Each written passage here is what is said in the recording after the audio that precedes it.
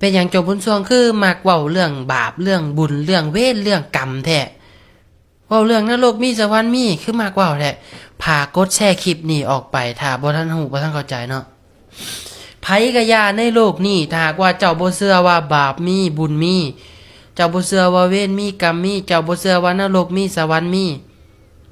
เจ้าจะเฮ็ดสิ่งบ่ดีต่างๆโดยที่บ่กระพริบตาและก็บ่ได้ย้านเจ้าบ่มีฮิริโอตปะเจ้าบ่มีความย่านเกรงต่อบาปเจ้าบ่มีความละอายต่อบาปเจ้าบ่ย่านบาป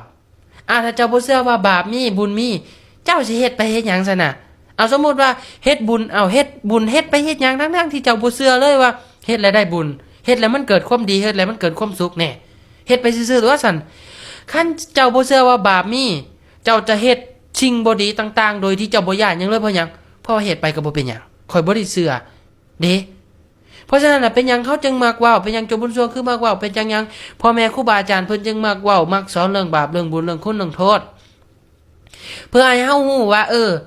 ถ้าเฮ็ดไปมันจะเป็นบาปได้แนวบ่ดีน่ะเอาง่ายๆว่าเจ้าฮู้ว่าเฮ็ดไปนี่มันบ่เป็นหยังดอกก็เฮ็ดแหละเห็นบ่ถ้าหากว่าเฮ็ดบาป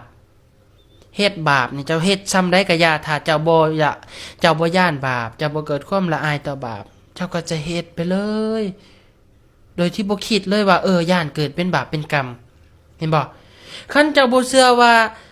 นรกมีสวรรค์มีเจ้าก็สิบ่ย่านว่าเมื่อเจ้าเฮ็ดบาปไปแล้วสิเกิดหยังเจ้าบ่ได้ย่านว่าตกนรกเพราะหยังข้อยบ่ได้เชื่อว่ามีนรก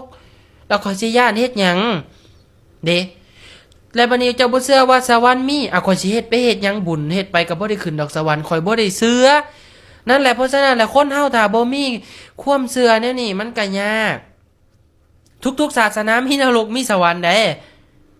โจบุญทรงก็เคยได้ศึกษาคือกันถึงแม้นว่าจะเป็นพุทธศาสนาเป็นพุทธศาสนิกก็ส้นก็ยาแต่ว่าก็เคยได้ยินได้ฟังมาคือกันมีหมดได้เพราะฉะนั้นแหละเฮาต้องเชื่อเนาะอันนี้บ่ได้ซักจูงให้เชื่อเด้อเฮาต้องเชื่อนี่คือหยังคือเฮาต้องศึกษาเฮาต้องศึกษาต้องเข้าใจอันนี้เว้าให้พังแล้วก็เก็บไปคิดแล้วจังเชื่อก็ได้หรือบ่เชื่อก็บ่ได้เป็นหยังอันนี้เว้าให้พังเนาะถ้าเฮาบ่เชื่อว่าบาปมีบุญมีบ่เชื่อว่าสวรรค์มีนรกมีบ่เชื่อว่าศาสตร์นี้มีศาสนาบ่มีเจ้าสิเฮ็ดหยังโดยที่บ่ต้องย้านเลยก็คือการกับว่าเจ้าบ่เกรงกลัวเจ้าบ่ให้ความเคารพต่อกฎหมายบ้านเมืองเจ้าจะเฮ็ดผิดกฎหมายเลยเพราะหยังเพราะเจ้าบ่ย้าน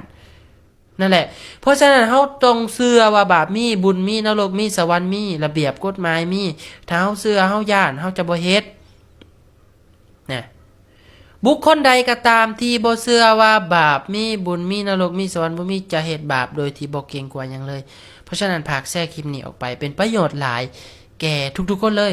บ่ว่าแต่คนที่พังเด้คนอื่นก็คือกันเฮาบ่เฮ็ดคนอื่นก็บ่เดือดร้อนนำคนอื่นบ่เฮ็ดเฮาก็บ่เดือดร้อนนำเพราะฉะนั้นมันเป็นประโยชน์กับสังคมพากกดแชร์สิ่งที่ดีๆออกไป